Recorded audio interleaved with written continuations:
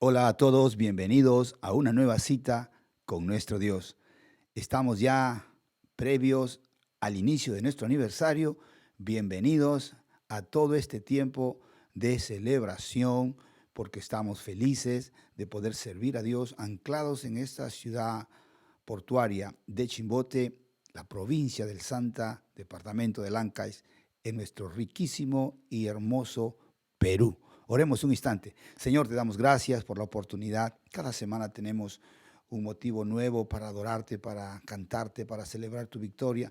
Es día de resurrección, por lo tanto es día de victoria. Hoy celebramos, Señor, que tú estás vivo. Por eso decimos, es una cita con nuestro Dios, porque tú hoy eres digno de ser alabado, de ser exaltado.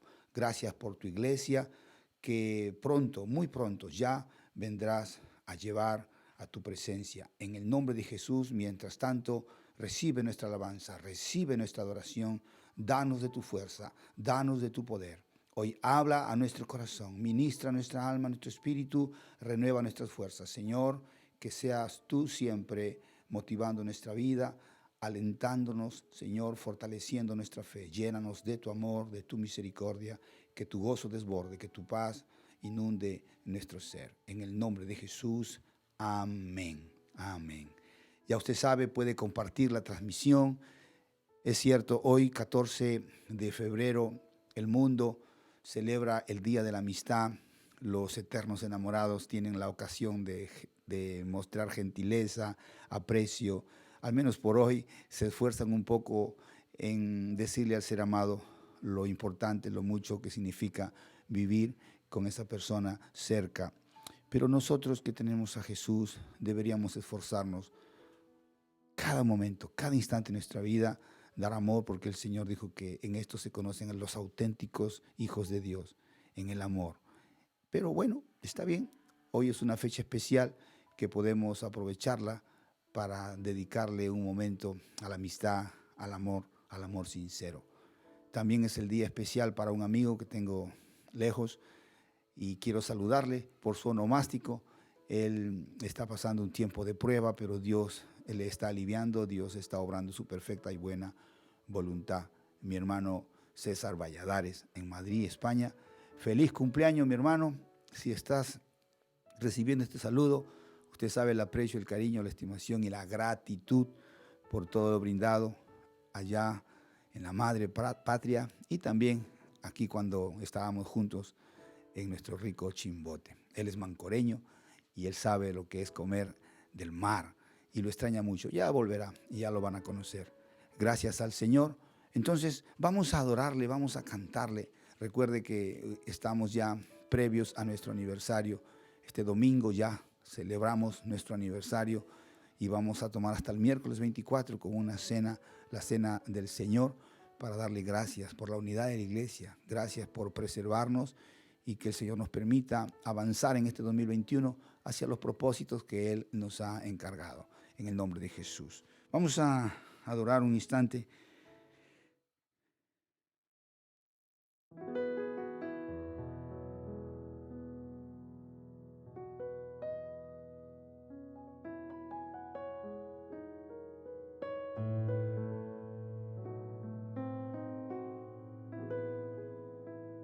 Si algo debe llenarnos y satisfacernos es el amor de Dios. Si algo falta en tu vida es el amor de Dios.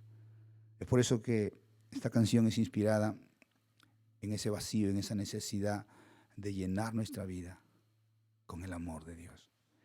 El amor de Dios me satisface más que todo lo que el mundo pueda dar, que todo lo que el mundo pueda dar. ¿Verdad que sí? A ver, dígalo. El amor de Dios me satisface más que todo lo que el mundo pueda dar, que todo lo que el mundo pueda dar.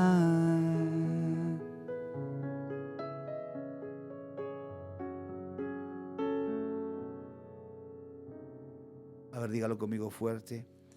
El amor de Dios me satisface más que todo lo que el mundo pueda dar, que todo lo que el mundo pueda dar.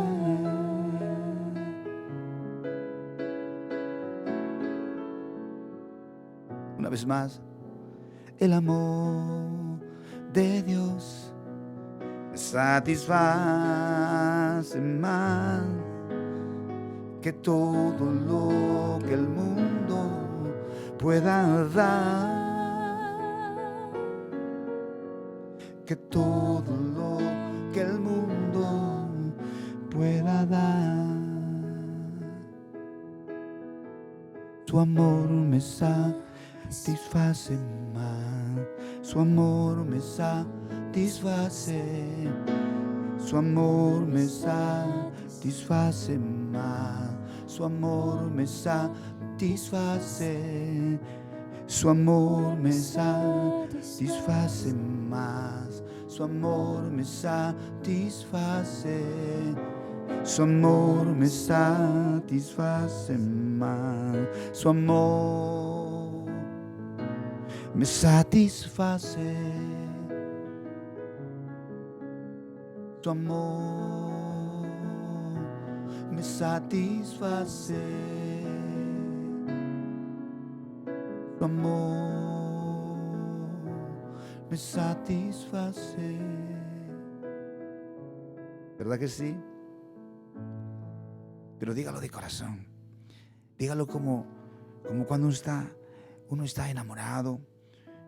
Y la verdad que el corazón late. Las fibras más íntimas de tu ser les pueden expresar al Señor lo tanto que le amas, lo mucho que le amas.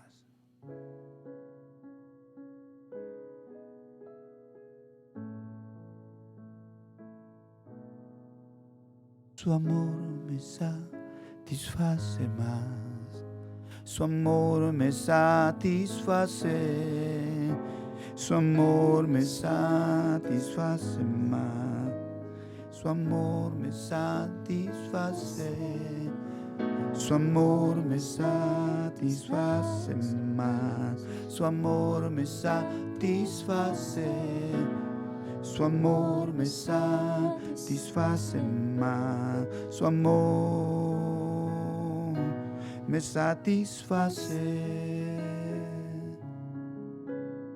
su amor me satisface, su amor. ¿Verdad que sí? Hay momentos en la vida en que no nos puede ganar el vacío, la tristeza, la soledad, el dolor. Hay momentos en la vida que no podemos rendirnos ante la decepción, el abandono, la defraudación. Hay momentos en la vida en que necesitamos levantarnos cuando otros no piensan en nosotros, cuando otros han dejado de preocuparse por nosotros, cuando otros han mostrado desinterés por nosotros, cuando otros se han mostrado distantes. Tú debes recordar que el amor de Dios siempre está en ti y en mí. Y de ese amor debemos tomar todos los días. Y ese amor debe satisfacerte. Ese amor debe llenarte. Ese amor debe suplir cada espacio de tu vida donde tengas necesidad. Nada debe afligirte, ponerte triste. No puedes llegar a la depresión, a la angustia, al extremo de decir que estás solo. Nunca estarás solo, porque Dios está contigo siempre. Y debes recordar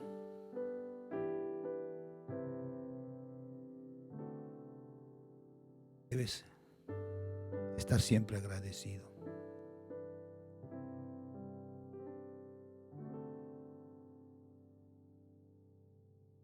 Estoy agradecido, Señor, por el milagro que has hecho en mí. Dígalo una vez más. Estoy agradecido, Señor, por el milagro que has hecho en mí. Mi vida cambió, mi ser transformó. Tu amor, mi vida cambió, mi ser transformó. Tu amor, estoy agradecido, Señor,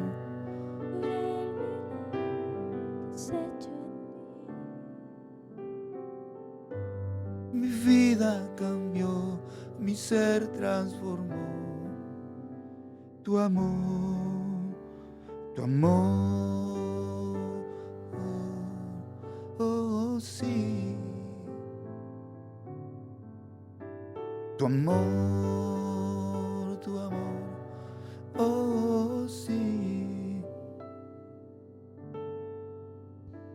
Una vez más. Señor, tú sabes que mi vida sin ti es nada, que nada tiene sentido, todo es nulo para mí, oh sí. Señor, tú sabes que mi vida sin ti es nada, que nada tiene sentido, todo es nulo para mí, oh sí. Tu amor, oh sí. Tu amor, oh sí. Gratitud, no debes olvidarte, gratitud. Tu amor, oh sí.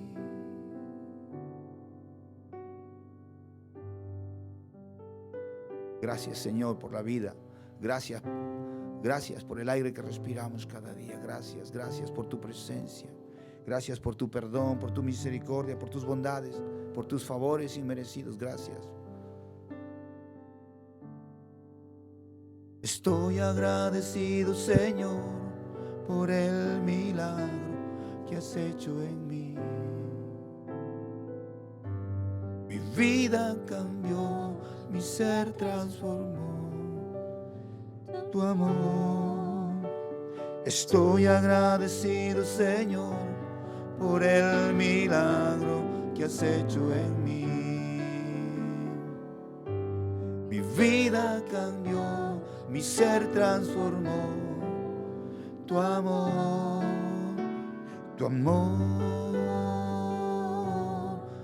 oh, oh sí. Tu amor, oh sí.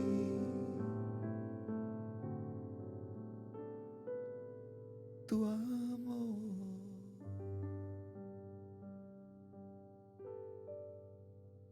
Aleluya. Gracias, Señor, por tu amor. Nadie nos podrá amar como tú nos amas. Jamás nadie podrá mostrarnos el inmenso amor. Porque a diferencia de todos, nos amaste primero. Siendo aún pecadores, Cristo murió por nosotros. En el nombre de Jesús oramos y te damos gracias. Amén, amén, amén. Glorias sean dadas a nuestro Dios. Bueno es Dios, amén. Qué bendición poder semana a semana compartir la palabra con usted y ser edificados y enseñados en el amor de nuestro Dios. Alabado sea el nombre de Jesús. Pues nos preparamos para lo que el Señor tiene que decirnos. Durante hoy sería la quinta semana, 4 semanas hemos venido compartiendo el tema Dios está resuelto a hacer. Y basados en hechos, a través de lo que el apóstol o el escritor San Lucas nos refiere, hemos podido comprender que en medio de tanta calamidad y tanta depresión y angustia y pobreza y todo lo que está trayendo este contagio, esta pandemia de la COVID-19, Dios nos está revelando a través de su palabra que Él es el mismo. Y hemos hablado del llamado a predicar. Hemos estado diciendo de que los mandamientos del Señor no se han suprimido en este tiempo, por más aislados que estemos. Y hemos declarado que usted y yo hemos sido los elegidos para esta encomienda. No tenemos a otros, excepto a nosotros mismos como iglesia, para cumplir este mandato del Señor.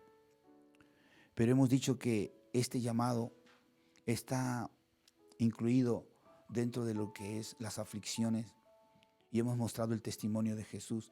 Y sabe, serían sermones y más sermones para hablar y compartir acerca del dolor y del padecimiento de nuestro Cristo.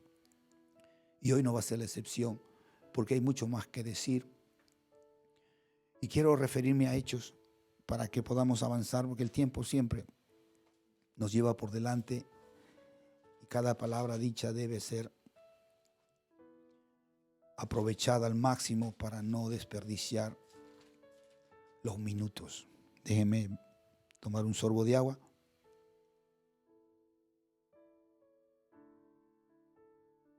Mire,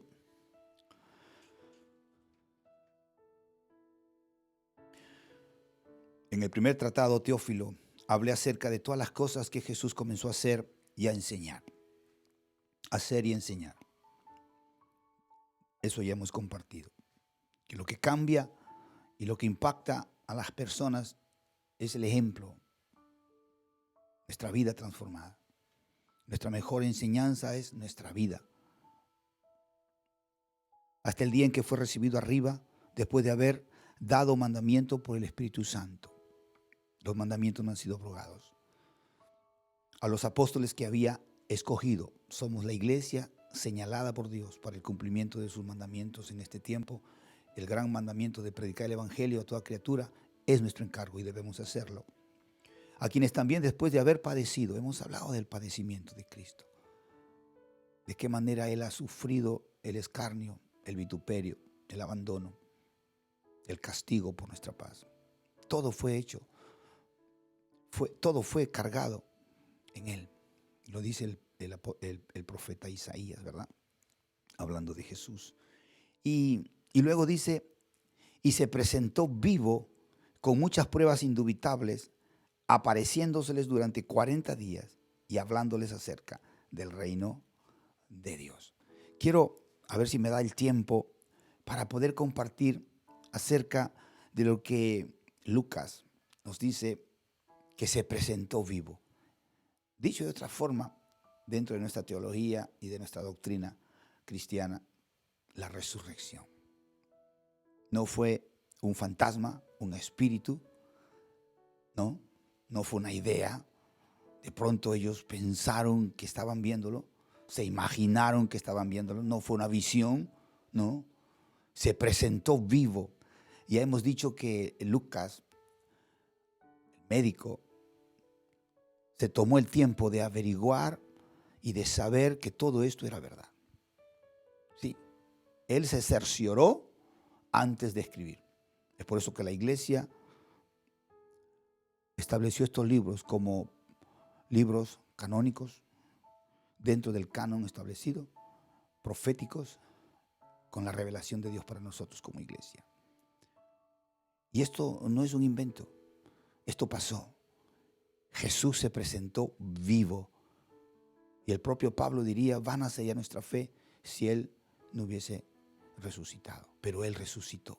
Nuestro Señor resucitó. La evidencia de su resurrección yace y radica en que su sepulcro está vacío. Sí, su sepulcro está vacío. Se presentó vivo. Y luego añade pruebas indubitables. Y yo averiguando qué cosa es algo indubitable. Algo indubitable es fuera de duda, fuera de sospecha.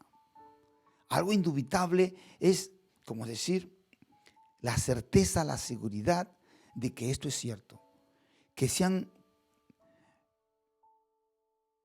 ha puesto a prueba todo y se ha demostrado que es verdad. Lucas, como un gran estudioso, un gran erudito, un médico, amante de la ciencia, del estudio, dice, pruebas indubitables, que no queda ningún restigio, ninguna mínima posibilidad de incertidumbre, de dudas. Que todo lo que se refiere a la resurrección de Jesús es cierto. Que tú y yo no podemos dudar de esas evidencias. Pruebas indubitables. Imagínense. Y sigues dudando. Y sigues creyendo mal, contrario a lo que es la fe. Creyendo mal porque la gente cree. No, no creo, dicen. No creo. ¿Qué va a ser? Y la duda se vuelve una especie de fe que te lleva pues a la incredulidad.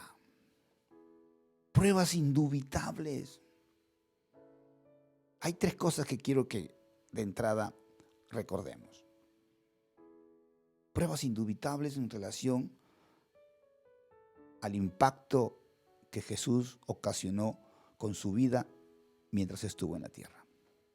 Sí, todo lo que él hizo, con quienes caminó, los pueblos que visitó, los enfermos que sanó, los milagros que hizo, allá en esa tierra lejana del oriente, allá en Israel, en el pequeño Israel,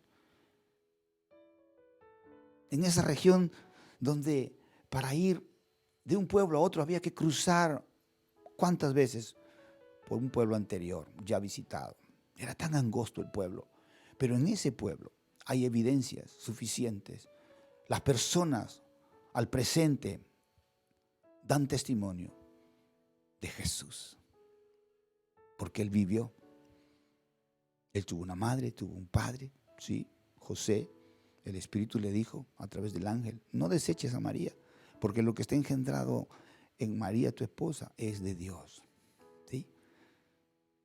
El hijo del carpintero, hasta profesión tenía. Vivían en un pueblo donde era fácil desarrollar esa faena, esa profesión.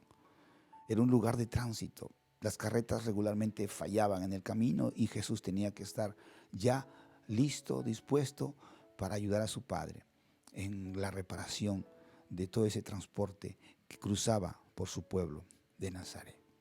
Imagínense el impacto. Número 2, usted tiene que recordar lo que le voy a decir ahora. Las profecías cumplidas en cuanto a su vida. Cada detalle dicho por los profetas, si usted toma tiempo de leer la Biblia, profeta Isaías, Miqueas y tantos otros, el propio salmista David, hablaron. Moisés, cuando introduce la revelación de la creación y hablando de la primera pareja, luego de haber pecado, dice que habrá uno que va a ser herido en el calcañar, pero él va a pisarle la cabeza. Hablando de Jesús, venciendo en la cruz al adversario Satanás, que el Señor reprenda y que está condenado. Y su imperio sobre el mundo, con el pecado y la condenación, fue quebrantado por Cristo, con su muerte y resurrección en la cruz del Calvario. De alguna manera, directa o indirectamente, cada libro, los 66 libros de la Biblia están conectados a través de la resurrección de Cristo. No tendría sentido leer este libro sagrado si no tuviéramos la evidencia certera de que Jesús está vivo. Entonces, no solo es el impacto de la vida de Jesús mientras estuvo en la tierra, sino también el testimonio de las profecías dadas y su cumplimiento en todo cuanto pasó con Jesús. Y así como se cumplieron las profecías hasta su venida, su muerte, resurrección y su ascensión, así también se cumplirán aquellas que están aún sin cumplirse. Si lo primero se cumplió, téngalo por seguro, que en el tiempo de Dios también se cumplirá lo segundo. Y es la parte gloriosa de la iglesia, la parte gloriosa de la iglesia, porque seremos nosotros tomados, los vivos en Cristo, junto a los muertos que resucitarán primero para ser llevados a la gloria eterna. Esa es nuestra fe, esa es nuestra esperanza. Y número 3, usted debe recordar esto que le voy a decir y de lo que voy a pasar a hablar hoy y la próxima semana, aún estando de aniversario. Vamos a tocar pequeños detalles. Capaz nos tome ya marzo, pero no hay apuro. Hay mucho que saber y conocer y recordar para poder compartir y predicar de nuestro Señor, la resurrección.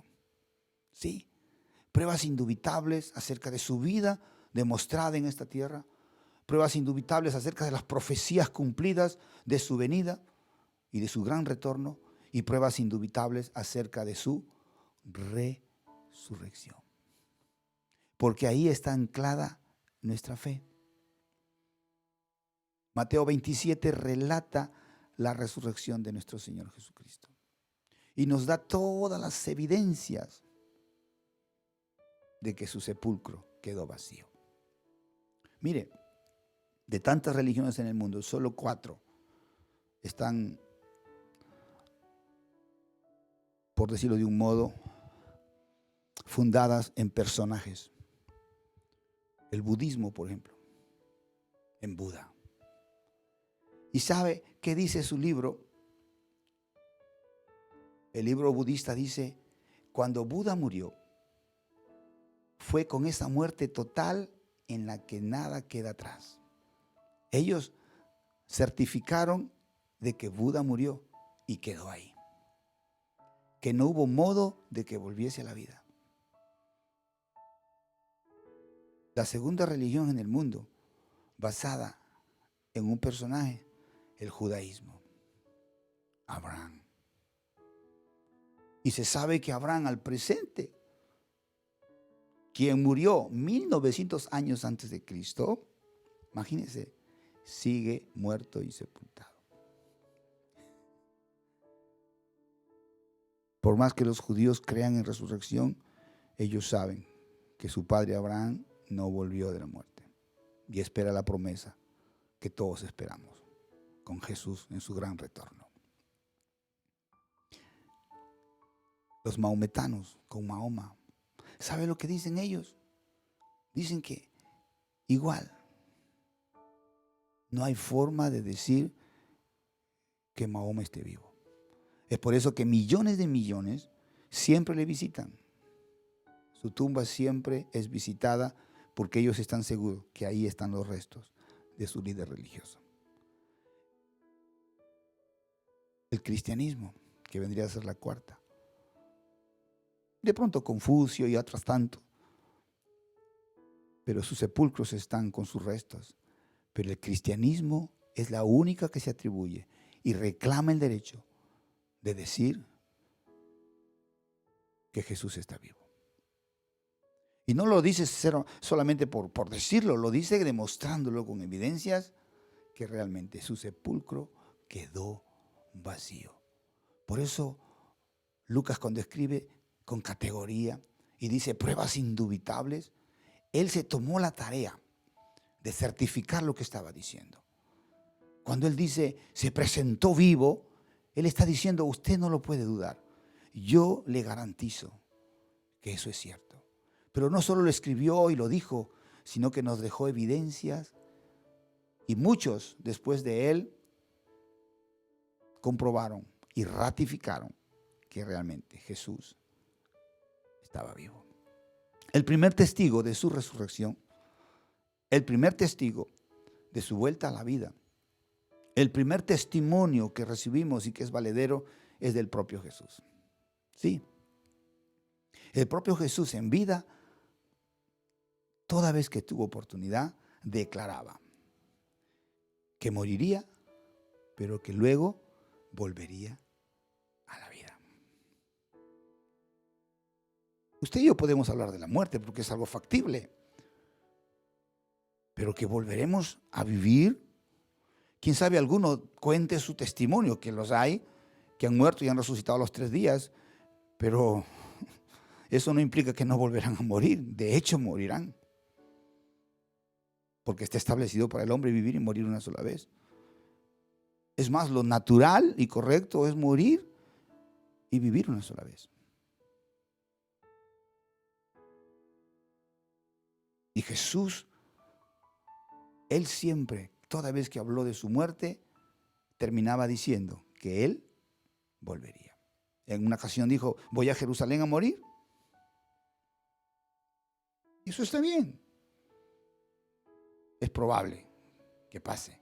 Pero resucitar, ¿quién se atrevería a decir esas cosas? Solo un loco, ¿verdad? Pero Jesús siempre decía, toda vez que hablaba de su muerte, Él no tardaba en decir que resucitaría. Y los discípulos, cuando oían a Jesús que Él moriría, ¿por qué habla tanto de morir? Porque estaba seguro que volvería a vivir. La resurrección. Jesús se encargó de que no nos quepara duda, que no nos quede ningún residuo de duda en cuanto a que Él resucitó. Todo cuanto Él dijo fue verdad. Y cuando habló de su muerte y de su resurrección, eso es cierto. Cuando Pedro predica su primer sermón allá en Jerusalén, es inevitable no hablar del Cristo resucitado. Y Él les menciona, ustedes le crucificaron, ustedes le mataron, ustedes lo sepultaron, ustedes lo hirieron, ustedes le dijeron, crucifícale al emperador romano. Pero sepa ciertísimamente la casa de Israel, Dios lo ha hecho Señor y Cristo. Y Él no está muerto, Él está vivo. El propio apóstol Pablo, cuando habla y escribe a la iglesia, por ejemplo a la iglesia de Roma, él categóricamente dice que fue declarado hijo de Dios con poder por la resurrección de entre los muertos. Su deidad fue demostrada. Él no fue un mero maestro, un profeta, hijo de Dios, con la propia naturaleza divina, que venció la muerte, dejó el sepulcro vacío y volvió a vivir. Sí, Jesús resucitó. Comenzando por Lucas, que se echó a la tarea de certificar esto. Seguido por el propio Jesús, que toda vez que hablaba de su muerte, mencionaba que Él resucitaría. Y si todo lo referente a Jesús es verdad, entonces Él resucitó porque fue cierto. Porque jamás nos mintió. Y Él lo aseveró. Siempre. Hay muchos textos bíblicos para que usted pueda anotar y pueda leer y reflexionar. Porque si nos ponemos a leer cada texto, de pronto, en solo leer, se nos iría la hora. Pero le voy a dejar las citas bíblicas para que usted pueda repasarlo. Usted puede leer Mateo 12, Mateo 16, Mateo 17, Mateo 22, Mateo 23. Estoy dándole capítulos. Mire. A ver, perdón. Mateo 17, verso 9, verso 22, verso 23. Mateo 20, verso 18, verso 19. Mateo 26, verso 32. En cada una de estas citas bíblicas que el apóstol aquí, Mateo, nos menciona, hace alusión. Cada vez que Jesús habló de su muerte, habló de su resurrección. San Marcos también, capítulo 8, capítulo 9, capítulo 14, capítulo 10. No son todos los capítulos, pero hay referencias. Usted léalas, búsquelas. No quiera todo fácil. Léalo. El pastor dice que está en el 18. Vamos a buscarlo y lo busca. Échese a leer la palabra de Dios. No es que no lo tenga en la cita, aquí está clarito todo, pero también haga algo. Lucas, de quien estamos tomando el estudio, la predicación de hoy, Lucas, capítulo 9, versos 22 a 27, ahí está, la resurrección. Toda vez que Jesús hablaba de su muerte, hablaba de su resurrección. Toda vez que Él hacía referencia a que moriría, hablaba de su resurrección. En una ocasión dijo, nadie toma mi vida si yo no la doy primero. Y la vuelvo a tomar porque es mía. Imagínense, tremendo. Aún cuando estuvo delante del gobernador romano. Y él se jactaba de tener autoridad, de dejarlo libre o mandarlo a matar. No, toda autoridad que tú tienes se te fue dada. Imagínense. Jesús siempre estaba seguro de que Él volvería a la vida.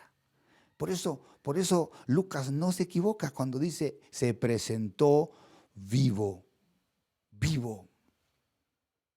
con pruebas indubitables, que no dejan ninguna sospecha, ningún temor de que eso haya sido mentira. Ahora, no es un asunto solo teológico. Es que los evangélicos hablan tan bonito que nos quieren convencer. No, la historia lo relata. La historia lo certifica. Aunque puede ser un misterio que Jesús haya resucitado, la evidencia histórica dice que tuvo un sepulcro en que prestado y al presente está vacío. Hágase un viajecito, $1,000, ya, $2,000 ida y vuelta y con toda la estadía. Y preocúpese, vaya. Ahí no va a encontrar usted una ruina, va a decir, mira, acá posiblemente estuvo el sepulcro. No, ahí está el sepulcro. Está el monte, está. Porque fue una lomita, un cerrito. Ahí. El sepulcro está vacío. Históricamente hablando, el lugar existió y existe. Geográficamente hablando, la ciudad, la nación existe, el continente existe. Y para gloria de Dios podemos ir y hacer una excursión. Dios nos permita, mientras estemos en vida, ir para allá. Y si no, después, cuando volvamos con Él, nos echamos una escapadita, ya que no queremos creer. Pero no solo es teología. No solo es porque la Biblia lo dice, porque Jesús lo dice, porque Lucas, Mateo, Marcos, Juan lo dicen, sino porque la historia también lo certifica. El lugar existió y existe, y ahí el sepulcro permanece vacía. Esa tumba tenía dueño, José de Arimatea era su dueño, y ese hombre era de alta alcurnia. Era un discípulo que seguía a Jesús de manera no tan manifiesta, de pronto por su influencia, por el lugar que ocupaba en la sociedad, en la religión, pero él estaba siguiendo a Jesús. Y cuando Jesús muere, realmente ahí él nace de nuevo. ¿Y cómo se demuestra eso? Porque él pidió al gobernador romano se le permitiese darle sepultura al cuerpo de nuestro Señor Jesucristo. Sí, esa tumba era de él. Y esa tumba, al tener dueño, el Imperio Romano sabía dónde se estaba colocando el cuerpo de nuestro Señor. Y había leyes que garantizaban la inviolabilidad, que no sea violable, o sea, que no se vulnere, que no se... una vez que el muerto estaba en el sepulcro, no podía ser destapado, abierto.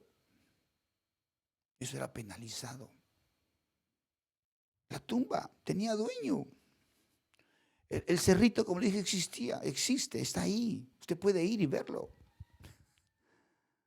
El mejor lugar para hacer turismo o para hacer un viaje de excursión o de investigación es Israel. Hay mucha historia. Hay mucha historia. La bendita palabra del Señor. Le digo bendita porque todo lo que ella nos relata es certificado. Lugares, personajes, fechas, historias, todo es auténtico. Nada es alterado. Es por eso que la iglesia cuidó de no considerar libros inspirados por Dios aquellos que de pronto rebasaban la fascinación, alteraban la verdad, mencionaban lugares que nunca existieron, fechas que no eran exactas. Pero todo lo que está contenido aquí en los 66 libros es verdad, es verdad. Él está vivo. Y las pruebas indubitables no solo son teológicas, también son históricas, también son geográficas. Hubo un Sanedrín compuesto por líderes religiosos, ancianos, Unos que veían lo que es el cumplimiento de los mandamientos y el orden, por decir, moral del pueblo, pero había otros que tenían que ver con el tema legal, que regían pues todo lo que era la administración de la justicia en medio del pueblo judío. Y como imperaba el imperio romano, ellos tenían que estar sometidos. Pero ese Sanedrín, esa autoridad de ancianos, de líderes religiosos, de autoridades religiosas, civiles también, ellos fueron testigos, porque ellos le ordenaron crucificar, ellos vigilaron que fuese sepultado y ellos ordenaron que ese sepulcro fuese, ¿cómo se dice?, resguardado, porque ellos escucharon siempre, a este ha dicho que va a resucitar, entonces hay que ponerle guardia para que no roben el cuerpo y nos inventen el cuento de que realmente había resucitado. Y usted sabe, un soldado romano, cuando hace guardia, cuidado se duerma, porque si se duerme, ley marcial. Recordará cuando le dijeron a este carcelero que cuidase a Pedro, que cuidase a Pablo, cada uno le dieron rigor, le dijeron, cuidado, que si se escapa, pagas con tu vida. Al punto que cuando Pablo estaba pensando el carcelero que con el lugar derrumbado por un terremoto ya habría escapado, estaba por matarse. ¿Qué le dijo Pablo? No te hagas daño, aquí estoy. Porque ellos sabían la ley marcial. Y estos soldados romanos custodiaban el sepulcro de Cristo. Entonces hablamos de un Sanedrín, de religiosos que fueron testigos oculares de todo lo que pasó con Jesús, hasta su muerte y su sepultura. Hablamos de un ejército que hacía guardia los días que estuvo Jesús sepultado y por turno, las 24 horas del día, sin dormir, sin cansarse, cuidando. Había una piedra con su sello que estaba puesta para que nadie pudiese abrirla. Imposible moverla. Imposible moverla. Y mire, el día que Jesús muere eran las fiestas de la Pascua. Y para los judíos, dejar a un delincuente o quien fuere crucificado en días de fiesta era algo que no era aceptado por la ley. Entonces le pidieron a su gobernador que lo descolgaran una vez muerto y lo mandasen a enterrar. Por algo digno hicieron. Pero imagínese eso, aún fue cumplimiento porque Él es el Cordero de nuestra Pascua. Porque si los judíos celebraban con un cordero en fiestas de Pascua que habían sido liberados de Egipto y de la muerte, y todo eso era una connotación de fiesta, Jesús viene a reemplazar ese cordero que ellos mataban y comían y celebraban su gran liberación de Egipto. Porque ahora Jesús estaba muriendo y murió por todo el mundo para traer libertad del pecado y la condenación a todo ser humano. Imagínense, toda esa connotación se dio cuando Jesús murió y fue sepultado. Ahora, mire, quién sabe, esta prédica no va a ser tan fascinante porque no va a estar cargada de emoción, pero todas estas evidencias, pruebas indubitables, es lo que Lucas nos está diciendo. Tú y yo no podemos dudar de nuestra fe, porque nuestra fe no está basada en un cuento, en una leyenda, en una mitología, en un invento de hombres. No, todo lo que nosotros creemos está basado y certificado, no solo por la fe, sino también por la historia y también por hombres y mujeres que, al igual que Lucas, se tomaron la molestia de certificar que Jesús sí había muerto, pero también había resucitado. Marcos capítulo 15, usted encuentra ahí, por ejemplo, que hace referencia de que realmente Jesús sí estaba muerto. Jesús sí estaba muerto. Pero antes de poder morir, fue sometido a una cruenta agonía. Imagínense ser azotado. Para los judíos el azote implicaba 40, porque ellos sabían que eso era doloroso y cruento y no podían someter a una persona a ese dolor, casi expuesto a morir.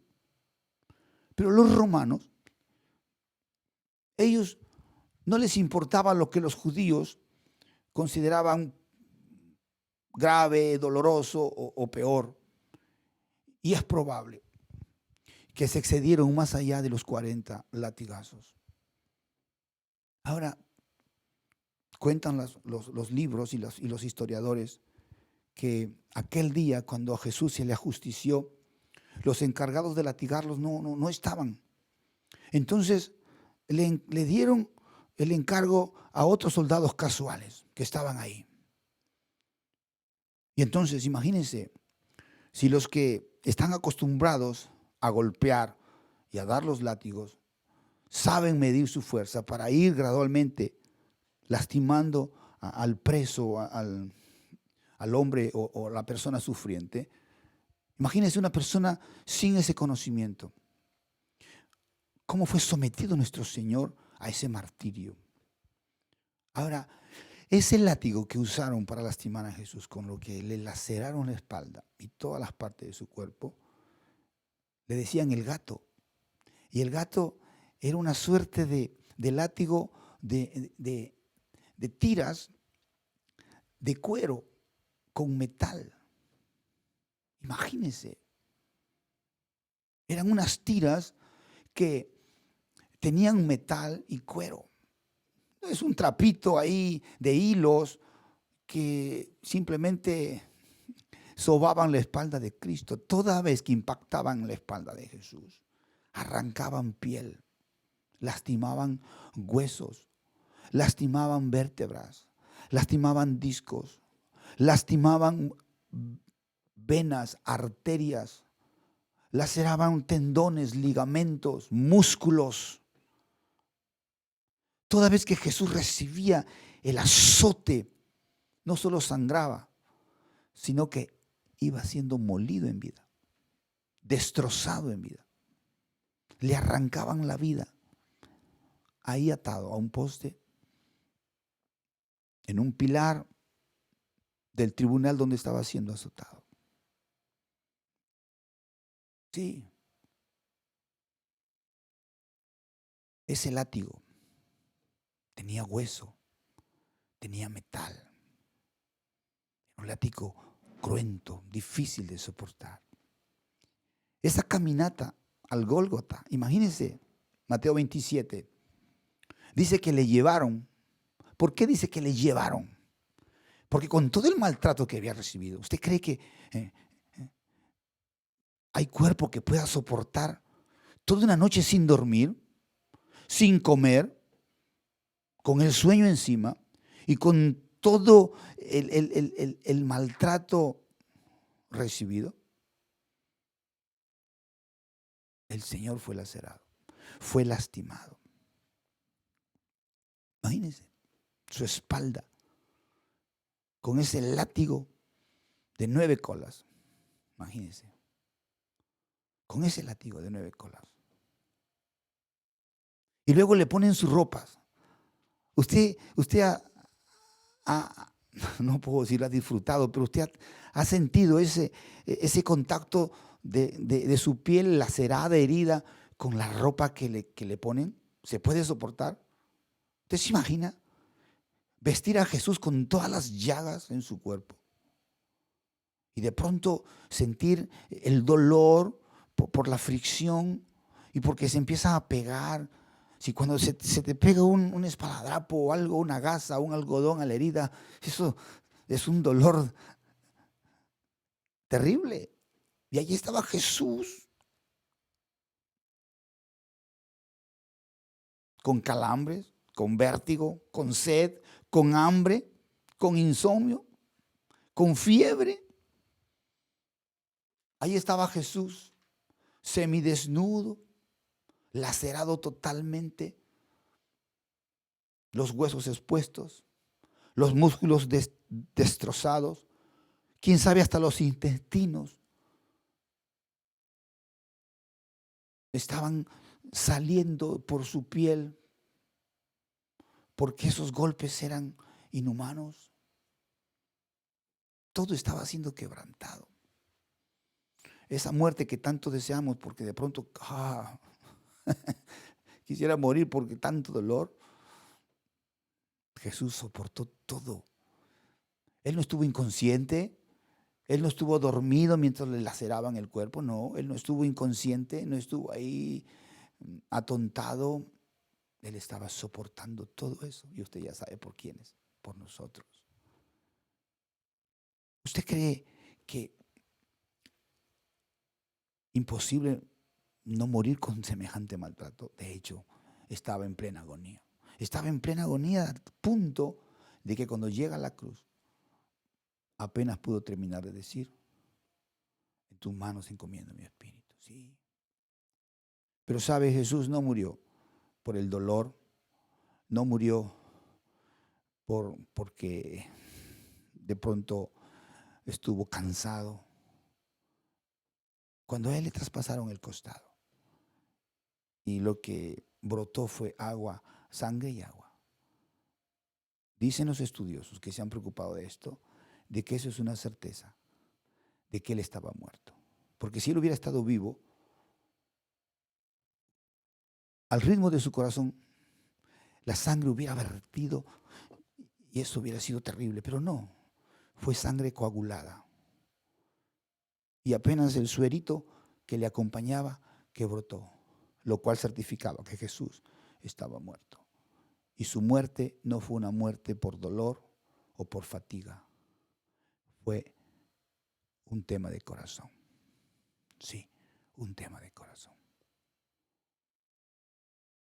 Y me pasaría largo tiempo explicando cosas, pero lo cierto es que si Lucas, si Pedro, si Pablo, si Juan, el propio Jesús, aún la historia misma, nos dicen que es cierto, Él resucitó, ¿por qué dudarlo?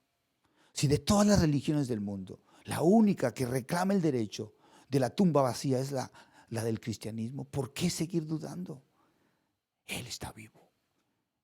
Él está vivo. De cierto murió porque así lo dijo, pero Él resucitó para que con su muerte y resurrección completara nuestro rescate, completara nuestra paga. Él pagó nuestra deuda, porque así como nosotros merecemos morir por nuestros pecados, pero al creer en Jesús tenemos nueva vida y vida eterna, eso cuenta en la resurrección, porque eso da testimonio que no seremos condenados, que si bien vamos al sepulcro, si el Señor no viene antes, Él nos ha dado victoria aún sobre la muerte, porque en Él hay perdón y vida eterna. Gloria al Señor.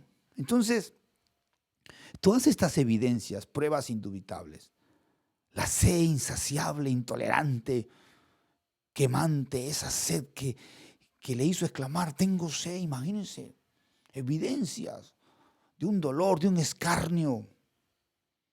Las arterias de la cabeza y del estómago se hinchaban y le oprimían, dice, al punto que esa sobrecarga le traía dolor. Su posición incómoda, imagínense, con la espalda lacerada y colocado a un madero, el aire y todas esas sensaciones cruentas lo estaban preparando y lo estaban llevando hacia la muerte.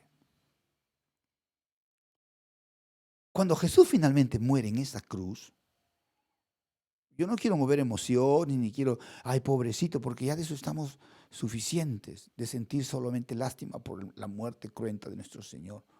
Porque hoy cuenta hablar de su resurrección. Pero estas evidencias no se pueden dejar de decir. Porque cuando Jesús muere, murió bajo el imperio romano, gobernaba Pilatos. Y si usted lee y encuentra Marcos capítulo 15, se va a dar cuenta que Pilatos se queda asombrado de que Jesús finalmente haya muerto. Y él pide, se le certifique si realmente este profeta, como él lo hubiera conocido, este hombre de Dios, como así se hacía llamar, este rey de los judíos, como así se lo declaró, había muerto. Y es por eso que en este capítulo Marcos enfatiza que le pregunta al centurión si es verdad que Jesús había muerto.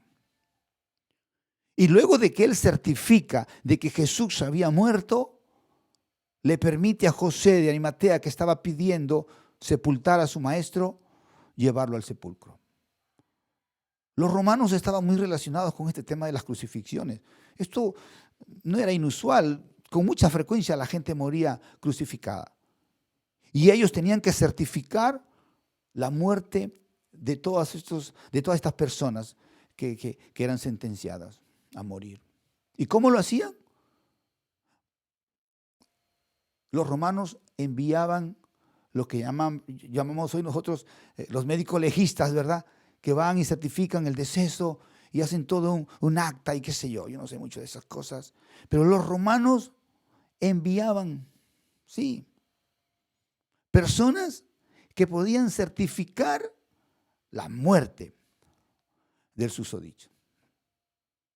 Y luego de hacer pruebas, estas personas, con solo ver al supuesto fallecido, certificaban. Estaban tan acostumbrados a convivir con la muerte que ellos tenían las maneras certeras de decir, esta persona está muerta. Es más, esta comisión, que era una comisión de algo de 4 miembros, estaban encabezados por el propio centurión. Centurión que Marcos capítulo 15 también lo dice, que le escuchó su última expresión antes de morir. Y certificó y dijo ciertamente, este era Dios. Sí. Pilato no dijo, bueno, de una vez, desaparezcanlo, porque a Pilato le interesaba la paz.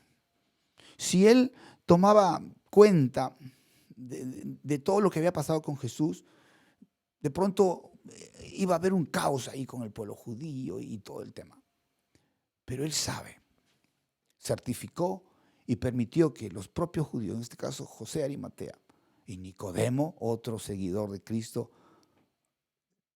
que tardíamente se integró a la iglesia, procedieran al sepulcro.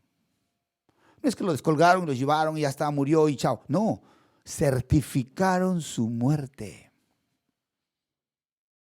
Personas capacitadas para eso certificaron y le dijeron a Pilato, sí, esta persona está muerta. El centurión le dijo, Señor, yo oí su última exclamación poco antes de morir. Ordené ser traspasado y lo que salió fue sangre coagulada. Él realmente está muerto. Está muerto. Está muerto. La custodia, ya hablé de la custodia del sepulcro. Los soldados estaban apostados las 24 horas del día. Entonces, si pusieron custodia, es porque ellos tenían la reserva de decir, este dijo que va a resucitar, bueno, no vaya a ser que se lo roben antes. Nadie robó nada. Nadie se acercó. Esto tenía un sello. Y el sello romano era inviolable. Y si tú violabas el sello de un sepulcro, te enfrentabas a una penalidad de muerte. Entonces los judíos no podían atreverse a robar ningún muerto.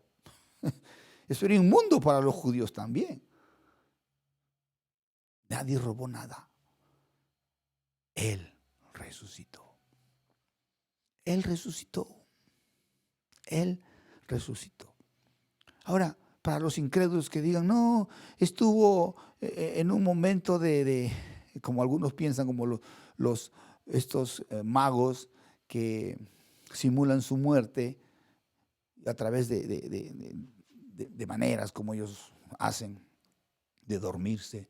Algunos dicen, no, Jesús estuvo ahí desmayado, estuvo en un trance.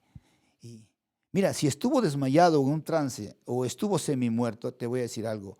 A él le prepararon como cualquier otro muertito. Sí. José de Arimatea con Nicodemo y todas las personas que estuvieron cerca, le prepararon con especies aparentes para cada muerto. Especies amargas, especies con olores fuertes, penetrantes, especies que causaban ardor. Si no descendió muerto de la cruz, lo que le colocaron, presumiendo que estaba muerto, terminó por matarle. Porque no hay cuerpo vivo que soporte esas especies irritantes, penetrantes, fuertes. Ahora, ¿usted cree que por más dormido que esté o por más simulando estar ahí en un trance, diciendo que está muerto aparentemente, colocado en un sepulcro sellado, donde no filtra el aire, ¿usted cree que va a durar ahí? Si una persona está simulando morir, en todo caso llevémoslo pues al aire libre para que por ahí respire algo. Pero no, estaba en un sepulcro sellado, bañado en especies, de la cabeza a la planta de sus pies, tapado con una manta su rostro. No había forma de respirar. Él no estaba desmayado. Él estaba muerto. Descendió de la cruz. No descendió, lo descolgaron de la cruz. Muerto. Muerto. Vigilaron su sepulcro, pusieron una piedra con un sello. Le prepararon su cuerpo con especies difíciles de tolerar un vivo. En lo profundo de la oscuridad. Y no descendió vivo de la cruz, murió en el sepulcro. Pero no murió en el sepulcro, murió en la cruz. Pero estoy dando solo evidencias para que usted y yo tengamos la seguridad que Jesús no simuló su muerte, que Jesús simplemente no sufrió un síncope o él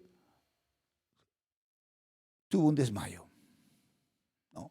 Por más dolorosa que haya sido su agonía, por más cruenta que haya sido su situación, él lo soportó todo por amor. Sí. Él no estuvo inconsciente en ningún momento.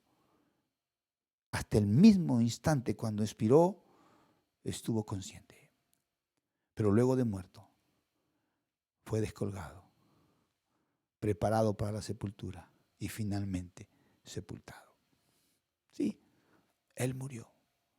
Pero así como él murió, él también se encargó de decirnos a nosotros, los que creemos en él, que él no quedó muerto, sino que él ha resucitado. Sí, ha resucitado.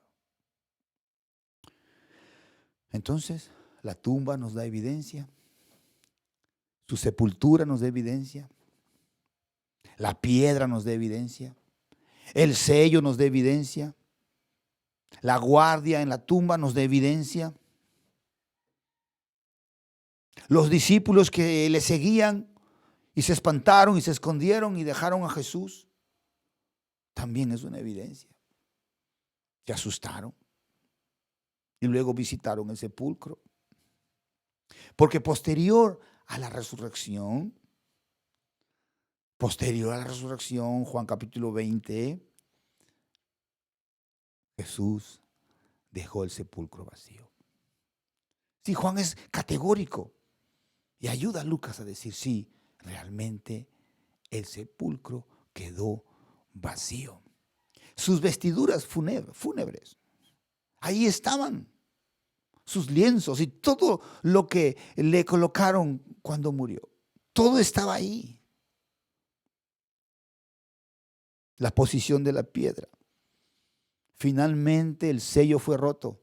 Pero ningún humano rompió eso, porque era irse contra el Imperio Romano. Y los soldados sabían que ellos no podían ir con un reporte al gobernador de decirle, mira, movieron la piedra y no hay el cuerpo. Porque eso implicaría que te dormiste, y dormirse en el servicio implicaba morir, ya lo dije. Entonces ellos no podían decir eso. Ellos tenían que decir la verdad. Pero los ancianos perversos que sabían que Jesús había resucitado, les dijeron, mira, no digas tal cosa, por favor, no digas tal cosa. No vayas a decir esto de que finalmente Él resucitó. Sería un caos. Nuestra religión se va por los suelos. Los sobornaron, los intimidaron y no sé qué más lograron hacer para que ellos vayan con otro mensaje, con mentiras, con engaños. Desde ahí se empezó a inventar el cuento de que robaron el cuerpo de Cristo. Pero nadie robó nada, porque el sello no podía ser inviolable. No, era inviolable el sello. Esa piedra no se podía mover. Ellos jamás se durmieron. Ellos cuidaron. Ese sepulcro estaba vacío. Estaban todos los mantos y todo lo que hemos dicho aquí. Sus vestiduras. ¿Qué más tenemos? Jesús se presentó vivo, como lo decía Lucas. Se presentó vivo. Apariciones vivas. Cuando usted lee Corintios 15, 1 Corintios 15, Pablo mencionando acerca de la resurrección de Jesús, dice que se presentó a más de 500 testigos. Mire, a 2 o 3 de pronto, ¿quién le va a creer? Pero 500 que le vieron, que le tocaron, que le oyeron. Lucas dice que por más de 40 días les habló del reino de Dios, les recordó muchas cosas. Puedes callar a 5 o 10, pero a 500 es un pueblo. Gente que daba testimonios, yo lo he visto, he hablado con él, él ha estado conmigo. Más de 500 personas. María Magdalena, léalo, Juan 20, una mujer que le vio colgado y muerto en la cruz y que fue en su sepultura con él, de pronto le vio vivo, habló con él. Las mujeres que volvían de la tumba, María, Salomé y tantas otras, su propia madre. Pedro, aunque más tarde, corrió hacia el sepulcro. Y le dijeron, ve delante, va delante de ti, anda a su encuentro, él te está esperando, donde te ha dicho que le volverías a ver. Pedro encontró a Jesús, platicó con él.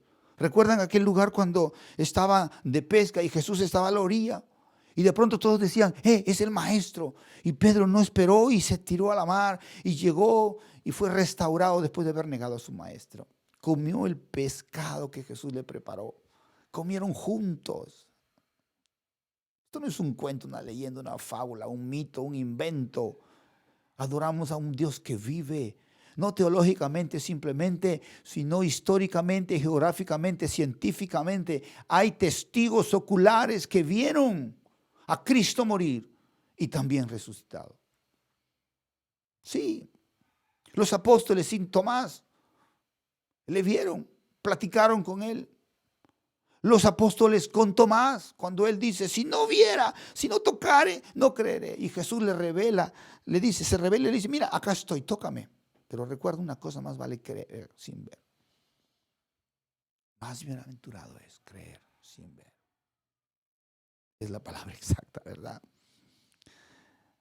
Santiago, 1 Corintios 15, Pablo menciona que Santiago vio a Jesús resucitado. En la ascensión, que estamos leyendo Lucas, era imposible no ver a Jesús subir. No que solo los 12 le vieron, no que solo los 500 que estaban con él cerca, no. El pueblo entero, todo el que pudo estar cerca, vio a Jesús resucitado y vio ascenderse a los cielos. Pablo, no fue una mera visión. Él le dijo, yo soy Jesús a quien tú persigues. Y si Pablo, siendo perseguidor de la iglesia, finalmente se convierte al cristianismo, no es porque simplemente fue una visión. Él vio al Cristo resucitado. ¿Por qué se cuenta como apóstol? Porque para ser apóstol tenía que ser testigo de la resurrección. Lea los Hechos, dicen los apóstoles, necesitamos completar los 12. Uno más que sea testigo de la resurrección de nuestro Señor. Uno que haya visto la evidencia de que Jesús había resucitado. Y Pablo no estuvo cuando Jesús resucitó, pero él vio al Jesús resucitado. Y es contado como apóstol. Esteban, cuando estaba por morir, léalo, Hechos 7, verso 55. Vio a Cristo sentado a la diestra del Padre. No fue una mera visión, se le abrió los cielos, porque no es una visión meramente que está arriba él sentado, él está ahí sentado. Los cielos le fueron abiertos para que él pudiese ir, y mientras él se iba, al ser apedreado y sepultado en piedra, él vio a Cristo sentado a la diestra del Padre, porque él está vivo. Él no está muerto. Juan en la isla de Patmos, el Juan que se recostaba ahí en los brazos, en el hombro de Jesús. El Juan que estaba siempre cerca, anotando cada detalle, porque para eso dice Jesús, le dice a Pedro, deja que yo tengo un encargo con él. Juan nos deja el Evangelio, nos deja sus cartas y nos deja el Apocalipsis. Y Juan registró todo, y aún Juan dice, si yo pudiera contarles todo, papel faltaría y tiempo. Pero Juan pudo registrar tanto como pudo, y es lo que hoy tenemos como evidencia. Pero Juan le vio en la isla de Patmos, ahí en su destierro, ahí. Y cayó como muerto, porque él dice, wow, qué bendición. No solo te vi ascender, sino ahora vuelves conmigo. Y le vio. ¿Sabe por qué? Porque él no está muerto. ¿Quieres más evidencias?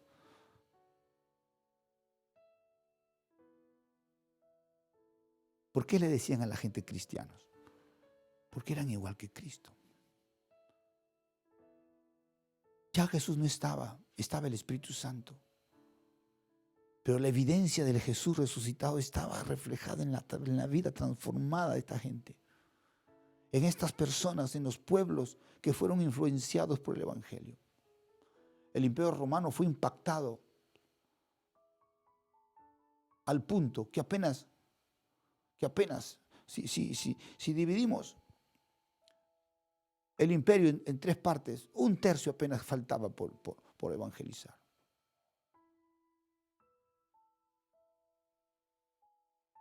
Por las vidas transformadas, por la fe de su Dios vivo, de su Jesús resucitado. Por eso el apóstol dice, tonta es tu fe, inútil es tu fe, no sirve para nada tu fe si Jesús no ha resucitado. Porque si los muertos no resucitan, entonces Jesús no resucitó. Pero sí hay resurrección. Y Él es el primero de todos, luego nosotros. Y Él es el primero de todos, ¿por qué? Porque Él resucitó para nunca más conocer la muerte. Porque Él es Dios. Y nosotros igual, después que seamos glorificados y transformados, nunca más conoceremos la muerte. Porque será vencida. Su aguijón, el sepulcro quedará vacío por siempre. Con Dios no hay cementerios, con Dios no hay nichos, con Dios no hay sepulcros, con Dios no hay misa para muertos, porque apenas si dormimos hoy, porque pronto volveremos para ser glorificados e irnos a vivir a la patria celestial. Porque Él está vivo. Yo vivo, Señor, porque tú vives. Una canción, ¿verdad? ¿Quieres otra evidencia? La institución sagrada, la que Jesús constituyó, la iglesia. La iglesia. La iglesia es el testimonio viviente al presente de este Jesús resucitado. Porque seríamos tontos y locos de estar hablando esto si no tuviéramos la evidencia certera de que Él está vivo. No solo es el cambio en nuestra vida, no solo es el impacto que Él ha ocasionado en nuestra vida al cambiar nuestra vida, sino que la iglesia, el conjunto de creyentes salvos que pregonan el Evangelio y que anuncian las buenas nuevas de salvación. Y dentro de este marco, hermanos, dentro de este marco, la próxima semana y las semanas que vengan vamos a hablar de la resurrección con mayor amplitud. Dentro de este marco del Jesús resucitado, de las pruebas indubitables, que no te quedan dudas, que todo ha sido demostrado, es que nosotros necesitamos responder a esta gran demanda. Porque Él no resucitó por las puras. Porque Dios no tiene un plan B. Porque el único plan que Dios tiene y que lo va a cumplir es a través de su iglesia en cuanto a la predicación de las buenas nuevas de salvación. Sí. Dios nos ha encargado de predicar el Evangelio, a decir que Él nos ama y que nos ha perdonado en Cristo Jesús. Dios nos ha ordenado decirle a la gente que por el pecado estamos apartados de Dios y condenados a un lago de fuego. Y Dios nos ha mandado decir que son buenas nuevas porque no tienes por qué pagar esas culpas, ya Jesús las pagó. Que el remedio para nuestros pecados es Jesús. Que Él vino a establecer la paz entre Dios y los hombres a través de una cruenta muerte, pero una gran victoria a través de su resurrección. Él nos ha encargado a anunciar las buenas nuevas de salvación, partiendo del hecho que el hombre requiere arrepentimiento, que la salvación, aunque es gratuita, su naturaleza, su base, es gracia y favor no merecido. No implica que sea barata y que no demande algo de nosotros. El Señor demanda arrepentimiento. Y cuando predicamos las buenas nuevas de salvación, le estamos diciendo a las personas, arrepentíos y convertíos, porque el reino de los cielos se ha acercado. Para recibir la gracia y el favor de Dios. Y la salvación, la cual no compramos por nada, porque Él nos la da gratuitamente, solo es viable a través de la confesión, del reconocer que estamos apartados de Dios y de abrir el corazón para que Él nos salve y nos perdone. De quitarnos este estigma de pecado y muerte para clavarlas en la cruz, como dice Pablo a los Colosenses, todo lo que nos será contrario, clavado en la cruz, para poder ser hechos hijos de Dios libres, para servirle y amarle y vivir en el Espíritu. Predicar las buenas de salvación implica decirle a las personas que al creer en Jesús eres salvo, que eres perdonado, que eres integrado a la iglesia, al cuerpo de Cristo, que ahora eres contado entre los salvos y que si mueres hoy, la probabilidad de morir es latente todos los días. Vas al descanso y a la espera de la gran resurrección para finalmente estar con tu Señor el resto de tu eternidad. Tantas promesas de vida eterna. Nuestra fe no es subjetiva. Nuestra fe no es abstracta. Nuestra fe no es utópica. Nuestra fe no es solo cargada de emotividad. Nuestra fe está evidenciada, demostrada, certificada, porque Él está vivo. Porque así como vino y murió, resucitó y ascendió a los cielos, así Él volverá pronto. Y entonces es importantísimo que tomemos atención a lo que nos dice Lucas finalmente en esta mañana para no cansarles. Porque Lucas dice detalles que usted y yo no podemos descuidar referente al Jesús resucitado, que nos dio mandamientos a cumplir, que nos hizo recordar los encargos, que el plan de salvación está dado a través de la iglesia y que nosotros tenemos que pregonar el Evangelio, que no es tiempo para pensar en pandemia y en contagio y en vacunas, que no es tiempo para estar pensando en querer vivir, solo vivir, que es tiempo de anunciar el reino de Dios, porque se ha acercado el tiempo de su gran retorno. Porque el Evangelio no puede cambiar ahora que estamos viviendo esta época. No, el Evangelio es el mismo ayer y siempre. Jesús murió y resucitó y hoy su palabra es predicada. Con pandemia o sin pandemia, el Señor viene pronto. Y la iglesia está llamada a encuadrarse dentro de ese marco. Mire los detalles que nos dice Lucas para terminar. Dice que estaban todos juntos. Estaban todos juntos, verso 4. Nada va a ser posible si seguimos desunidos. Nada va a ser posible si hay uno o dos que consideran que predicar no es importante. Nada va a ser posible si en nuestra iglesia tenemos tanta apatía, tanta indiferencia. Si no tenemos el mismo sentir, las mismas ganas, el mismo deseo, el mismo ánimo de compartir las buenas nuevas. Necesitamos que todos, niños, jóvenes, adultos, ancianos, pregonen, anuncien que Jesús no está muerto, Él está vivo. Todos juntos. Hay un llamado a la unidad. Esta pandemia nos divide, nos separa, nos aísla, nos encierra, que por salud. El Evangelio nos llama a predicar igual. No podemos dejar esta tarea a otros. Es nuestra responsabilidad, la unidad de la iglesia. No, yo me voy a dedicar a otras cosas. Que no. Hoy es tiempo de predicar. Necesitamos estar juntos en esto. ¿Qué más dice Lucas? Mire. Y les mandó. Lucas dice, esto no es un asunto que tú tengas que elegir, a ver si tienes ganas o deseos. Un buen cristiano entiende que es un mandato imperente, que es un mandato que Dios te ha dado en forma imperativa. El que me ama guarda mis mandamientos, y guardar es cumplir sus mandamientos. Lucas dice, muchacho, él ya resucitó, hizo su tarea, él ya cumplió todo cuanto tenía que cumplir.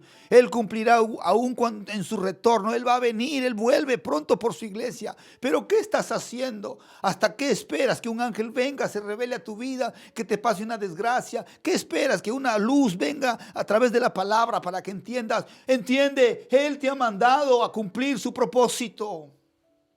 Es un mandato. Id por todo el mundo y predicad. Todos pensando igual, todos inmersos, comprometidos. Mire los mormones, ellos saben que tienen que hacer sus misiones 2 años y los mandan. No hay ni uno que diga soy mormón y no haya hecho misiones. Mire los testigos, ellos salen de 2 en 2 por las calles. No hay ni un solo testigo que no salga a hablarle a sus vecinos, a su barrio, a su ciudad, puerta por puerta, porque es lo que ellos les han enseñado, inculcado. Y a nosotros que tenemos la verdad, hay que rogarles para que vayan a predicar. Hay que, no sé qué hacer para convencerlos. Es un mandato ir y predicar. La iglesia debe estar en unidad en ese sentir. Él resucitó no para que lo guardes ahí para el domingo o para el miércoles a las 7. Él ha resucitado para que todos los días lo declaras, lo vivas, lo anuncias, lo pongas en el carro, en la puerta de tu casa, aquí en tu pecho, en tu ropa, en lo que tú quieras, pero anuncia que Él está vivo. El sepulcro está vacío. Se certificó su muerte. Se aseguraron que Él esté ahí en ese sepulcro. Y Él venció la muerte. Y Él salió de ese sepulcro. Pero no para que tú tengas antojo para predicar, sino para que vayas y dejes de pensar en tu dolor, en tu necesidad, en lo que no tengas, en lo que te falte, en tus afanes y preocupaciones. Y hables de Jesús. Porque toda obra en esta tierra va a pasar al olvido. La única obra que no será olvidada es la obra de Cristo en el madero y su resurrección. Te conviene darle valor. ¿Qué más dice Lucas? Mire esos detalles que he dejado para el final. Quiero terminarlos porque si no quedo pendiente. Quiero terminarlos rapidito, déjeme 1 minuto o 2 o 3, no sé. Dice, les mandó que no se fueran de Jerusalén, sino que esperasen la promesa del Padre. Promesa del Padre. ¿Sabe que Dios lo que promete cumple? Él no nos manda a predicar a nuestra manera, a nuestra forma, a nuestros recursos. Él nos ha mandado porque nos ha capacitado. Primero te ha dado la garantía de que has sido salvo, porque nadie da de lo que no tiene. Una vez salvo, hecho hijo de Dios, te ha dado el aval del Espíritu Santo. Esta promesa que ellos esperaban que llegase, que llegó después en el capítulo 2, hoy está con nosotros. El Consolador está con nosotros. El Consolador está con la iglesia. Toda vez que tú aceptas, recibes a Jesús, le conoces, es a través del Consolador. Solo deja que Él te llene, te invista de poder. Solo deja que tu mente, corazón, tu alma, tu cuerpo rebosen de su presencia y se manifiesten de mil formas, porque el poder del Espíritu Santo se manifiesta de muchas maneras. El poder de Dios tiene que desbordarte en amor, en gracia, en dones, en capacidades, en virtud para vivir una vida distinta. Esa promesa ya está cumplida. Dios no te manda a hablar con oratoria, Dios no te manda a mover emociones con psicología, Dios no te manda a sugestionar a las personas con amenazas y cosas. Dios te manda en el poder del Espíritu. Pablo dice que nuestra predicación es con evidencia y poder del Espíritu. Yo soy tartamudo, hermano, cuando hablo con la gente me trabo. Si no es por el favor de Dios, yo no termino ni siquiera de hablar, ni de hilvanar un pensamiento. ¿Quién soy yo para jactarme de ser un gran orador? Yo he tenido pastores mejores que yo mismo. Un pastor mío, mi primer pastor, predicaba en 1 minuto. Victorias en 1 minuto. ¿Usted sabe lo que es predicar en 1 minuto a través de la radio? Ese hombre lo hacía con qué capacidad, con una fluidez de palabras. Yo no podría hacer eso. Pero aquí estoy predicando igual, me gasto más de 1 hora. No es en nuestra fuerza, no es en nuestra capacidad, es en la virtud del Espíritu Santo. Esa promesa ya está cumplida. La tienes, la tengo. Vayamos, dejemos que Él nos guíe, nos lleve. Mire lo que dice.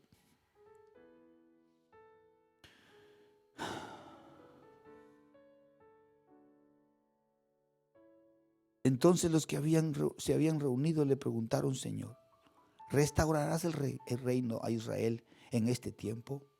Y el Señor les dice: no les toca a vosotros saber los tiempos o las sazones que el Padre puso en su sola potestad. Distraídos. El Señor les está hablando de un mandato, de una comisión, de una promesa cumplida, y ellos están pensando en otras cosas. Así está la iglesia hoy en día. Señor, me moriré en la pandemia. Señor, me vacunaré, no me vacunaré. Señor, me va a dar el COVID, no me va a dar el COVID. Señor, y si me da el COVID me voy a morir. Señor, y qué tal si ya tengo COVID, no sé. ¿Me saco la prueba o no me saco la prueba? Señor, ¿voy al mercado o no voy al mercado? Señor, ¿salgo o no salgo? Estás distraído, asustado. Y el Señor dice: deja de estar pensando en otras cosas. Y preocúpate de lo que te estoy diciendo, porque yo te he dado mi poder, versos 7 y 8. Porque cuando Él venga vas a ser mi testigo. Es imposible. ¿Cómo vas a ser testigo de Dios si estás con temores y miedos y angustias? ¿Qué vas a decirle a la gente que está sin esperanza afuera si tú mismo estás con el terror y la angustia? Pero cuando tú recuerdas que nuestra fe no está en cuarentena, que la iglesia no está aislada, que tú y yo seguimos vigentes, que estamos las 24 horas del día orando, cantando, adorando a Dios, sirviendo a las personas y predicando el evangelio, eso finalmente desarrolla el poder de Dios. Y comenzando desde Jerusalén, que es tu casa, y hasta lo último de la tierra, personas distintas de tu círculo de influencia, amigos, vecinos, jefes, empleados, conciudadanos, personas de tu propia cultura, de tu propia raza, personas de tu propio idioma, como también personas de otras culturas, de otras razas, de otras etnias, de otras formas, estilos de vida, de otros idiomas. No hay límite. Hoy podemos anunciar el evangelio. Las redes sociales nos permiten, ya no necesitamos viajar tan lejos para anunciar a Cristo. Las propias redes sociales nos permiten traducir a los idiomas que usted quiera: francés, italiano, ruso, americano, británico, el que usted quiera. Pero ¿qué está pasando? ¿Por qué no estamos cumpliendo?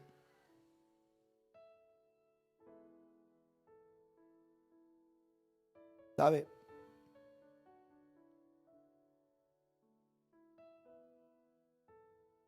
Porque aun cuando Jesús ascendía, los discípulos se quedaron mirando.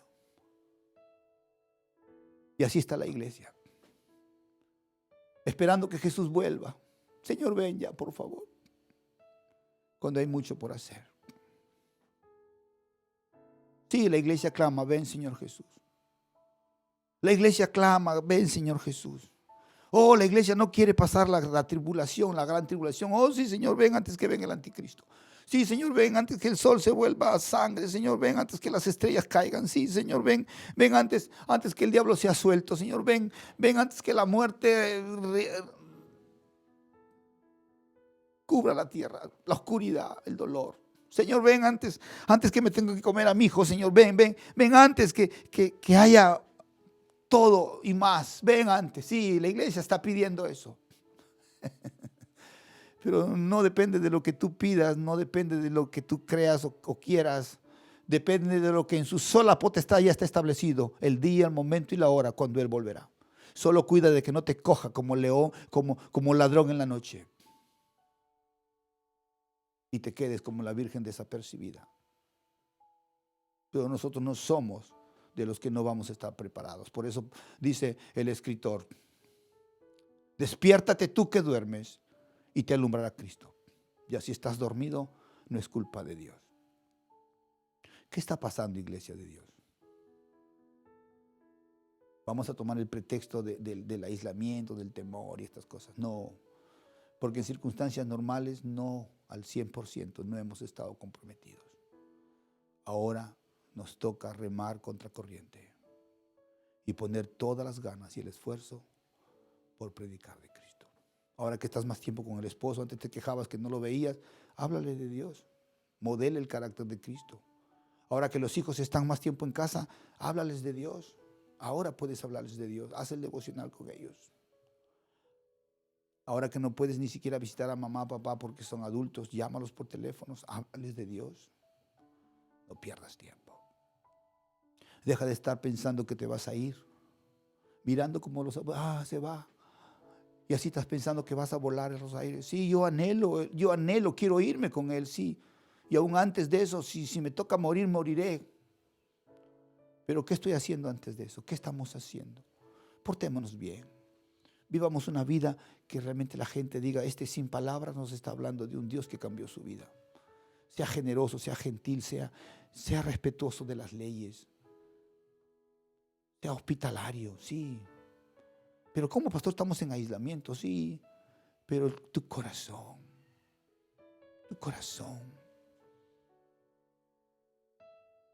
¿Sabe? Cuando yo le he dicho el otro día, mi padre visitaba las cárceles.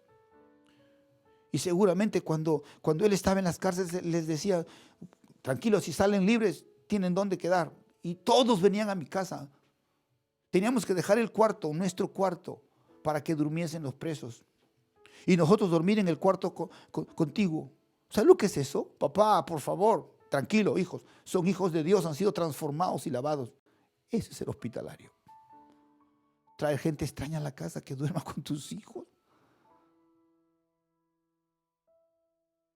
Yo no sé cómo mi padre hizo todo eso. Pero es que cuando Dios impacta la vida de una persona, eso y más podemos hacer. No hay reparo para abrir nuestra casa, nuestras finanzas, nuestros recursos, nuestro tiempo, nuestros talentos, nuestras capacidades. No hay forma de negarle a nuestro Dios nada. Como iglesia estamos llamados, comprometidos al cumplimiento de la gran misión. Deje la distracción, deje las preocupaciones y los afanes. Preocúpese de hacer la voluntad de Dios, porque el poder está disponible. Porque cuando el poder cayó y ellos fueron testigos, impactaron el imperio romano y la iglesia corrió fuera de las fronteras romanas y alcanzó al mundo entero. Hoy por hoy, pocas son las naciones que no conocen de Jesús. ¿Sabe por qué? Porque si estos apóstoles comprometidos creyeron y cumplieron en su tiempo, hoy nosotros comprometidos que creemos, cumpliremos el gran mandato. Dios está resuelto a hacer esto porque Él está vivo. El sepulcro, la tumba está vacía. Padre, en el nombre de Jesús, Gracias por tu palabra. Gracias, Jesús, porque tú estás vivo. Nuestra fe no solo es una fe teológica, una fe emotiva. Nuestra fe está certificada por pruebas indubitables, geográficamente hablando, históricamente hablando, científicamente hablando, médicamente hablando. Está demostrado. La tumba está vacía. Jesús, tú hablaste de tu muerte y resurrección. Y todo se ha cumplido. Si lo anterior se ha cumplido, lo posterior también se cumplirá. Tú has prometido volver. Y en este medio, entre tu ida y tu retorno, está tu iglesia ahora. Permítenos en esta mañana pedirte perdón por descuidar el encargo y la responsabilidad de anunciar el Evangelio. Pedimos perdón por el egoísmo de pensar en nuestras necesidades, en nuestros afanes. Pedimos perdón por nuestras preocupaciones y nuestras penas, nuestro amor propio. Pedimos perdón, Señor, por la apatía, por la indiferencia a lo que tú nos has enviado a hacer. Solo tenemos la gran comisión de predicar el Evangelio, las buenas nuevas de salvación. Para que la gente no tenga refute. Para que la gente no tenga argumento y diga, a mí no me dijeron, yo no sabía. Para que luego no se nos señale y nos diga, mira, él fue mi vecino, nunca me predicó. Él fue mi cuñado, nunca me dijo. Él fue mi jefe, jamás me habló de Jesús. Señor, ahora te pedimos perdón como iglesia. Jesús resucitado, hoy tomamos de esta promesa cumplida. Hoy recibimos este nivel de poder en tu espíritu. Investidos con tu fuerza y poder, ser tus testigos presenciales. Porque nuestra vida da testimonio por su cambio, el cambio que tú has operado por tu espíritu, de que tú vives, Señor. Moviliza tu iglesia. Nosotros tenemos evidencia y certeza de que tú estás vivo. Nuestro Dios está vivo, venció la muerte y resucitó. Él viene por nosotros, pero entre tanto nos ha encargado, nos ha comisionado, nos ha enviado a predicar el Evangelio. En el nombre de Jesús. Amén. Hermano, yo le insto, movámonos a vivir. Recuerde que la enseñanza y la predicación está marcada por tu testimonio personal. No puedes hablar tanto si tu vida no modela lo que dices. Pida cada día que Dios transforme su vida. Que usted pueda mostrar amor, perdón, misericordia, compasión, servicio, generosidad, desprendimiento, oportunidad para ir por aquellas personas que necesitan de Dios. Amigo y hermano, usted tiene hoy la oportunidad de abrir su corazón al Señor. El Evangelio tiene sus bases en que Dios te ama, que tú y yo somos pecadores, que Jesús es el remedio para nuestra culpa y nuestra condenación, que necesitas reconocer que eres pecador y arrepentirte, pedir perdón y aceptar a Jesús como tu único Salvador. Y yo te garantizo, después de hacer eso, la salvación y vida eterna. Haga esta oración que todos lo hemos hecho alguna vez, con la cual iniciamos nuestro andar en Dios. Padre, en el nombre de Jesús te doy gracias. Gracias por perdonar mis pecados. Hoy he escuchado tu palabra. Gracias, Jesús, tú estás vivo. Hoy te recibo en mi corazón. Hoy tu espíritu cambia mi vida. Hoy perdonas mis pecados y me das la gracia de ser hecho un hijo de Dios. Yo estoy seguro que mi nombre es escrito ahora en el libro de la vida. Gracias porque de morir hoy sé que voy al encuentro contigo. En el nombre de Jesús. Amén. Qué bueno. Si usted hizo esta oración, aunque es sencilla, muy profunda, le garantizo que tiene herencia con los santos. Tiene parte con la iglesia. Ya es parte del cuerpo de Cristo. Salió de tinieblas a luz, del reino de Satanás a Dios. Bienvenido a la casa de Dios, a la familia de Dios. Bienvenido al cuerpo de Cristo. Quédese con nosotros si gusta. Somos Miodaf. Estamos para servirle. Háganos saber su decisión. Caso contrario, busque un lugar donde puedan enseñarle la palabra ore con la frecuencia que más necesite, ¿verdad que sí? Hay personas que oraban 3 veces al día, usted puede orar 4, 5, 6 o una, pero hágalo en calidad de tiempo, no en cantidad. Y cada día permita que Dios transforme su vida. No tenga temor. Las promesas de Dios son verdad y son eternas. Amén. Gracias. Ya tengo los vídeos de algunas familias que me están haciendo llegar, muy impactantes, muy hermosos. Niños, mis hermanas cantando, presentando salud a la iglesia. Esta semana empieza nuestra fiesta de aniversario. Propiamente ya el domingo vamos a empezar a celebrar nuestro aniversario. Vamos a lanzar los vídeos, vamos a hacer entrevistas, vamos a escuchar al fundador de nuestra iglesia. Usted le va a conocer de primera mano cómo es que nació esta iglesia. Nosotros comenzamos como Cristo Viene. Mis padres fundaron esta iglesia. Luego, ahora somos Miodaf. Y pues vale decirle al fundador la razón por la cual nosotros cambiamos el nombre, pero somos la iglesia que el Señor nos permitió nacer en el año 80. Y aunque después que tomamos la iglesia en el 97 con mi esposa, ya se han agregado nuevas personas. Hemos trabajado igual con el mismo ahínco, porque mi esposa ha sido formada también en esta iglesia y hemos amado y amamos este rebaño y seguiremos trabajando para la alabanza y gloria de Dios. Gracias por estar ahí. Hemos cerrado una semana de victoria. Bueno es Dios. Este es el día de la amistad. Aprovechelo para estar en casita con los papás, las mamás, los hijos, los abuelos, las abuelas, los nietos, las nietas y toda persona que esté cerca. Muestre el afecto, muestre el cariño de Dios. Que el Señor le bendiga. Gracias por su paciencia, por quedar conmigo hasta ahora.